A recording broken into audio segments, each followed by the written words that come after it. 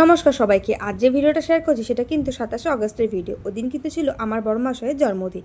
আমি কিন্তু সকাল সকাল উঠে পড়েছিলাম আর চলে গিয়েছিলাম কিন্তু ঠাকুর ঘরে পুজো দিতে।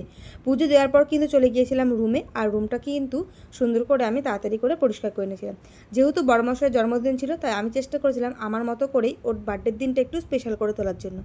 তাই সকাল সকাল সমস্ত কাজ সেরে কিন্তু চলে গেছিলাম রান্নাঘরে। আর সকালে খাবারের আয়োজন করেছিলাম কিন্তু লুচি আর আলুর তরকারি। খাবার হয়ে যাওয়ার পর কিন্তু ওকে দিয়ে দিয়েছিলাম খেতে, আর তারপর আমিও খেয়ে নিয়েছিলাম। এরপরে কিন্তু দুপুরবেলা রান্নার তোড়জোড় শুরু করে দিয়েছিলাম। যেহেতু সেদিন একটু ব্যস্ত ছিলাম, তাই কিন্তু মাঝে আর কোনো ক্লিপই আমি নিতে পারিনি। তবে সেদিন কিন্তু বড়মশাই আমাকে অনেক হেল্প করেছিল। আর এরপর কিন্তু আমি ওর খাবারের থালাটা রেডি করে দিচ্ছিলাম। সেদিন মেনুতে আমি কী করেছিলাম সেটা কিন্তু আমি তোমাদের সাথে অন্য একটা ভিডিওতে শেয়ার করব। তো দেখো, এখানে কিন্তু বড়মশাই নতুন জামা প্যান্ট পরে কিন্তু বসে পড়েছে। আর এই যে বাচ্চাটা এলো, ও কিন্তু আমার জায়ের মেয়ে।